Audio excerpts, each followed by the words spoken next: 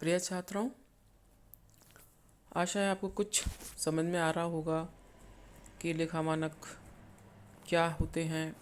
अभी तक हम लेखा मानक 1 देख चुके हैं। लेखा मानक 9 भी हमने देखा था। उसमें हमने लेखा मानक 9 में जो देखा था, ये लेखा मानक एक निश्चित नंबर्स में दिए होते हैं, जिसमें हमने 1 से 9 तक के नंबर्स में जो परिभाषाएं दे रखी हैं इस मानक में, वो देखी थी।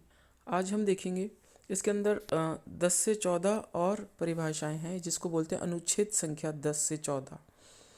इसमें भी लेखा मानक के बारे में बताया गया है, लेकिन साथ में ये भी बताया गया है कि इस अनुच्छेद संख्या 10 से 14 को अनुच्छेद संख्या जो कि मैंने इससे पहले लेक्चर में बताई थी 1 से 9, उसके संदर्भ में पढ़ना है। देखिए, बहुत इंटरेस्टिंग है। हम सब कॉमर्स के विद्यार्थी हैं। हम ये जानना चाहते हैं कि आय हम केवल सेल्स लिख लेते हैं, बिक्री लिख देते हैं। हमें ये नहीं मालूम, अमाउंट दिया होता है क्वेश्चन में, हम सेल्स लिख देते हैं। हमें ये नहीं मालूम होता कि जो ये अमाउंट है वो किस तरह से कैलकुलेट किया गया है।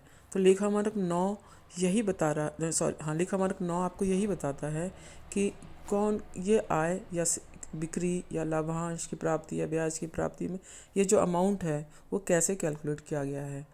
इसमें बहुत सारी बातों को ध्यान में रखना होता है। ये लेखा मानक यही बता रहा है। अब 10 से 14 में आगे और समझाया गया है। देखिए, आज हम देखते हैं कि इसमें क्या बताया गया है। इसके अंदर 10वें पॉइंट में ये बताया गया है कि माल की बिक्री और सेवाएं प्रदान करने में उत्पन्न आय को तभी मान्यता प्रदान करनी चाहिए जब वे अनुच्छेद संख्या 11 व 12 में वर्णित शर्तों की पूर्ति कर दें, और इस प्रकार की आय के अंतोगत्वा वसूली में बिक्री के समय अथवा सेवाएं प्रदान करते समय कोई शंका न हो। यदि बिक्री के समय अथवा सेवाएं प्रदान करते समय उस आय की वसूली में संदेह है तो इसको आय मान्य इस प्रकार की आय को मान्यता स्थगित कर देनी चाहिए।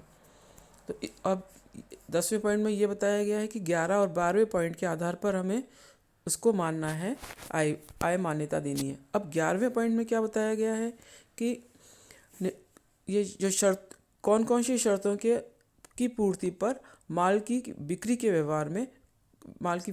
व्यवहार को पूर्ण माना जाएगा। कि ये बिक्री पूर्ण कब मानी जाती है, जबकि माल के विक्रेता ने मूल्य के बदले में माल का जो स्वामित्व है वो क्रेता को हस्तांतरित कर दिया है, अथवा स्वामित्व से संबंधित महत्वपूर्ण जो भी जोखिम है या जो भी इसको पुरस्कार मिलेगा वो क्रेता को हस्तांतरित कर दिया है, और विक्रेता ने हस्तांतरित माल का अपने पास प्रभावी नियंत्रण नहीं रखा है। और इसके साथ ही दूसरी शर्त भी दी है कि माल की बिक्री से संबंधित प्रतिफल की राशि के वसूली में कोई अनिश्चितता नहीं है। तो ये 11वें पॉइंट में बताए गए हैं 2 पॉइंट।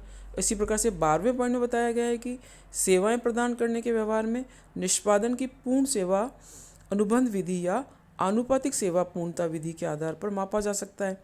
इस निष्पादन को उसी अवस्था में पूर्ण माना जाए जब इससे संबंधित प्रतिफल के अंतोगत्वा वसूली में कोई संदेह नहीं हो। तो 11वां पॉइंट तो माल की बिक्री से संबंधित है, और 12वां पॉइंट सेवाएं प्रदान करने के व्यवहार से संबंधित है। 13वें पॉइंट में यह बताया गया है कि अन्य व्यक्तियों द्वारा संस्था के साधनों से उत्पन्न आय, ब्याज, अधिकार शुल्क तथा लाभांश को उसी अवस्था में मान्यता प्रदान की जाए जब इस प्रकार की आय के मापन अथवा अंतोगत्वा वसूली में कोई महत्वपूर्ण अनिश्चितता नहीं हो।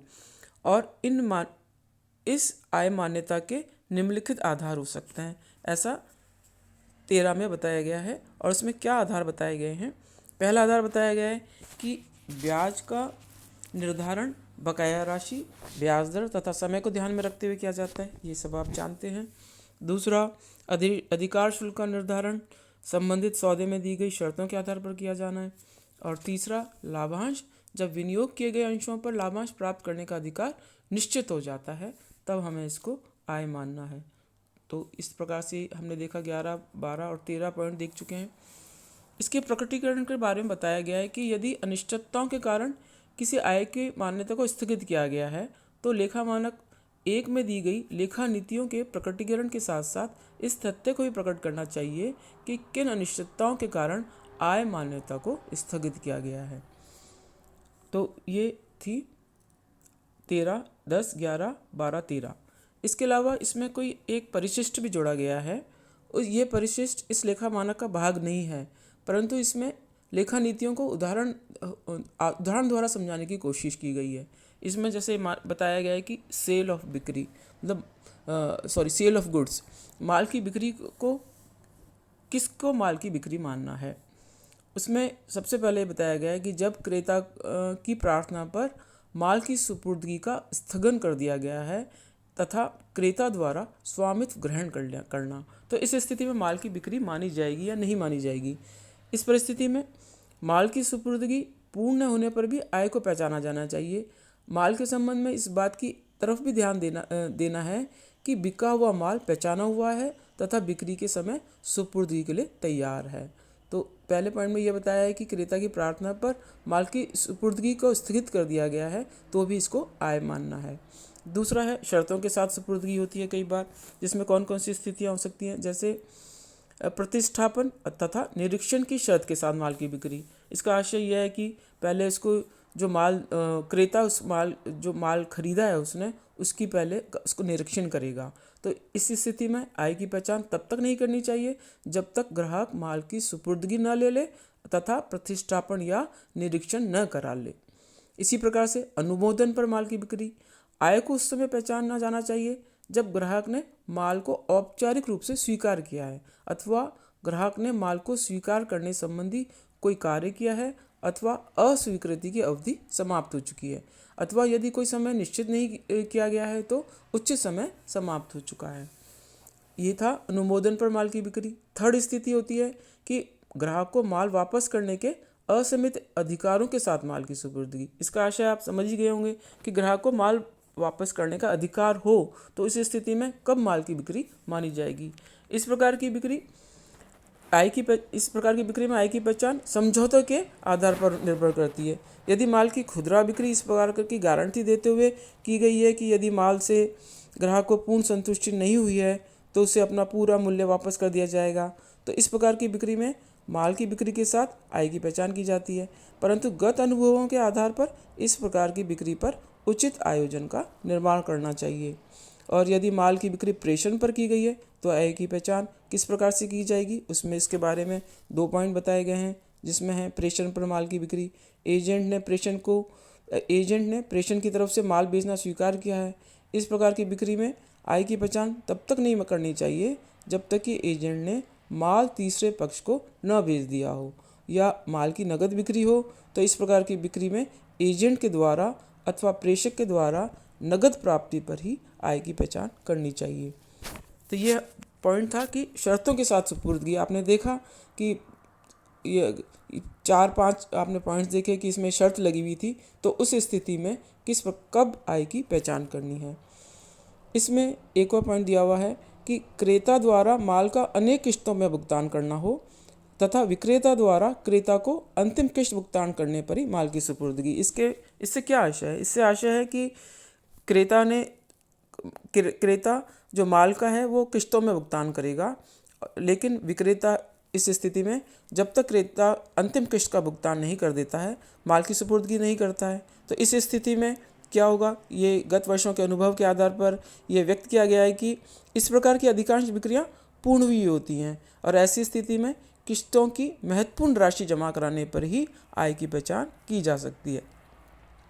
ऐसे माल की बिक्री जो कि बिक्री के समय स्टॉक में ही नहीं है, यदि ऐसे माल की बिक्री की गई है जो वर्तमान में स्टॉक में ही नहीं है, तो सुपुर्दगी देने हेतु जिसका निर्माण कार्य अभी किया जाना है, तो ऐसी स्थिति में आय की पहचान उस समय करनी चाहिए जब माल निर्मित होकर सुपुर्दगी के लिए पूर्ण रूप से तैयार हो जाए। इसके अलावा यदि बिक्री या खरीद समझौते अथवा जहां पर विक्रेता ने माल बेचने के साथ साथ उसी माल को किसी बाद की बिक्री तिथि को खरीदने का समझौता किया है, तो ये वित्त प्रबंध के समझौते हैं और इसमें आय की पहचान नहीं करनी चाहिए। नेक्स्ट पॉइंट है मध्यस्थों की बिक्री, अर्थात वितरकों अथवा व्यापारियों को पुनः बिक्री करने हेतु बिक्री। इस प्रकार की बिक्री में स्वामित्व से संबंधित महत्वपूर्ण जोखिम हस्तांतरित हो चुकी होती है, तो इन व्यवहारों में आय की पहचान की जा सकती है। यदि इस प्रकार की बिक्री में क्रेता एजेंट की तरह कार्य करता है तो ऐसी स्थिति में इसका प्रेषण बिक्री पर ही मानना चाहिए। प्रेषण, जिस प्रकार से हमने अभी पीछे देखा था कि प्रेषण बिक्री में किस प्रकार से माल की बिक्री मानी जाएगी, इसमें भी इसी प्रकार से प्रेषण बिक्री की तरह ही इसकी आय की पहचान करनी चाहिए। यदि प्रकाशकों के लिए शुल्क, इसके अंदर यदि प्रकाशकों के लिए शुल्क अग्रिम प्राप्त कर लिया गया है तथा संबंधित अवधि के विभिन्न वर्षों में प्रकाशन आपूर्ति का मूल्य समान है तथा ऐसी स्थिति में संबंधित अवधि के विभिन्न वर्षों में आय की सीधी रेखा पद्धति पर बंटित कर देना चाहिए। इसी प्रकार से यदि किस्त बिक्री या इंस्टॉलमेंट सेल्स, तो यदि प्रतिफल किस्तों में प्राप्त किया जाना है तब ब्याज को छोड़कर बिक्री मूल्य से संबंधित आय की पहचान की तिथि कब करनी चाहिए। इस स्थिति में कि बिक्री मूल्य से संबंधित आय की पहचान को कब मानना चाहिए, बिक्री की तिथि पर ही पहचान कर लेना चाहिए। यदि विक्रेता को दे अद्यत मूल्य के अनुपात में ब्याज की आय के रूप में पहचान की जानी चाहिए। इसी प्रकार से trade discount and volume rebates के बारे में बताया गया है। व्यापारिक बट्टा तथा मात्रा छूट, इस प्रकार की प्राप्ति को आय नहीं माना जाना चाहिए। व्यापारिक बट्टा तथा मात्रा छूट को मूल्य में कमी का द्योतक माना जाता है तथा आय की पहचान करते समय मूल्य में से व्यापारिक छूट तथा मात्रा छूट को घटा देना चाहिए। ये तो था माल की बिक्री के संबंध में। अब देखते हैं सेवाएं प्रदान करना। सेवाएं प्रदान करने में प्रतिस्थापन शुल्क है। प्रतिस्थापन शुल्क की आय के रूप में पहचान उस समय करनी चाहिए जब उपकरण को प्रतिस्थापित कर दिया गया है तथा ग्राहक के द्वारा स्वीकार कर लिया गया है। यदि विज्ञापन तथा बीमा एजेंसी कमीशन है तो आय की पहचान सेवा कार्य पूर्ण होने पर करनी चाहिए। यदि वित्तीय सेवा कमीशन है तो वित्तीय सेवा किसी एक कार्य के लिए दी जा सकती है अथवा एक अवधि विशेष के लिए दी जा सकती है। इस प्रकार की इसके लिए शुल्क एक मुश्त राशि में अथवा संबंधित व्यवहार अथवा संबंधित अवधि के विभिन्न चरणों में वसूल किया जा सकता है।